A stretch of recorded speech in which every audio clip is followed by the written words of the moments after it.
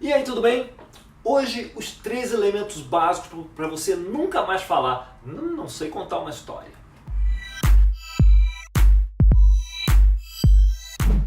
Meu nome é Daniel, eu ajudo pessoas a alcançarem o sucesso falando em público, de preferência se divertindo com isso. E se você é um daqueles que acha que não é capaz de contar uma boa história, suas desculpas acabaram. Você precisa dominar essa arte. Afinal, a apresentação que se preza tem uma história. Mesmo quando ela é curtinha, mas eu só tenho 5 minutos. Ora bola, já sabe o que fazer com 2 deles. Eu só tenho 10. Que beleza, dá pra contar 2 histórias em 10 minutos. Na minha última de 15 minutos tinha 3 histórias. Elas são um golpe baixo, viu? É impossível resistir. Então se você acha que não sabe, que só o seu tio Alfredo que conta ótimas histórias, tem hora de acabar com isso. Vamos ver o que acontece. Primeiro, vamos definir o que não é uma história, tá? Às vezes eu vejo gente que diz, não sei contar. Tá bom, conta uma história. Deixa eu falar o que aconteceu no fim de semana. Eu tava lá e aí meu nariz começou a escorrer e eu tive uma crise alérgica tremenda. Eu fui obrigado a ir na farmácia, fui lá, comprei um antialérgico, voltei, tomei um antialérgico, demorou um pouco, mas depois eu melhorei e aí melhorou o fim de semana. Isso não é uma história. Não tem conflito, tem pouca tensão, não tem conflito. O que define uma história é que nela tem um conflito. Tem um início, tem um conflito e tem uma resolução do conflito. Então sem conflito não é uma história, tá bom? Então basicamente uma história é o seguinte, alguém quer alguma coisa e tem algo que está atrapalhando. É isso, é o conflito, tá? Então se não tem um conflito não é uma história. Definido o que é história. 2, vamos lá, vamos fazer essa brincadeira da alergia fazer sentido. Algo assim. Cheguei em casa preocupado, porque era o último fim de semana do prazo para entregar meu projeto final da pós-graduação. Quando eu tô chegando, tá saindo a minha irmã, que já não mora mais comigo, falando, maninho, tô indo viajar, vim só deixar o gato contigo.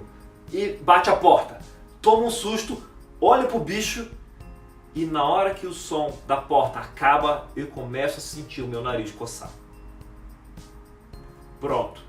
Tenho que fazer o trabalho, vou ter uma crise alérgica e o que eu vou fazer agora? Vou doar o gato, vou fazer sabão, vou comprar um antialérgico muito potente, vou recorrer a alguém, vou pedir socorro, vou digitar 911. O que vai acontecer? Ou seja, tem algo, eu quero fazer o trabalho, tem um gato que vai me atrapalhar, vai me dar alergia, ou seja, tem um conflito, tem tensão. Tensão e conflito são o coração da história. Então, primeiro elemento. Conflito e tensão, tá? Uma história tem isso, tem conflito e tem tensão. Segundo elemento, o início da história, ela só deve ter informação suficiente para chegar até o conflito. Então, a maior parte das pessoas que diz que não sabe contar uma história, coloca informação demais, coloca detalhe demais. É algo como, eu estava em casa, eu estava preocupado que eu tinha que fazer o trabalho e tal, e cheguei, a minha irmã estava lá, e na verdade ela mora com a minha tia, ela mora ali em outra cidade, mas ela queria viajar, não tinha com quem deixar o gato, e aí, entende? Começa a trazer um monte de informação e não chega no conflito. Isso, o que não é relevante para a história, você tem que cortar, sem dó nem piedade. Não é relevante? Corta. E o terceiro elemento de uma história é que uma vez colocado o início e o conflito, você precisa cumprir a promessa. Quando você tem um conflito, você promete que esse conflito vai ser resolvido. Tá? Nem precisa ser uma resolução muito elaborada, só precisa cumprir a promessa. Nesse caso, eu preciso dizer como que a questão foi resolvida, qual foi a solução dada, se eu cumpri, consegui entregar o trabalho ou não, ou como é que isso se resolveu, tá bom? Então, primeiro, tem que ter um conflito, tem que ter tensão. Isso que sustenta a história. O conflito é o mais importante. Segundo, o início tem que ser o mais curto possível para chegar até o conflito. Terceiro, tem que cumprir a promessa com a resolução do conflito. Algumas histórias que eu conto nas palestras, eu tenho talvez uma dúzia de histórias que eu recorro aí, mais que isso, mas uma dúzia principal de histórias. Quando eu revisito minhas palestras, o que eu faço? Eu pego a história e eu revejo a história. Às vezes eu escrevo a história e eu vou tirando tudo que está sobrando. Para quê? Para segurar a atenção. As pessoas veem quando está trazendo detalhe demais. Então, para segurar a atenção, elas precisam saber que cada palavra importa. da história. E ela vai levar a um conflito, e esse conflito vai chegar a algum lugar, vai ter uma resolução.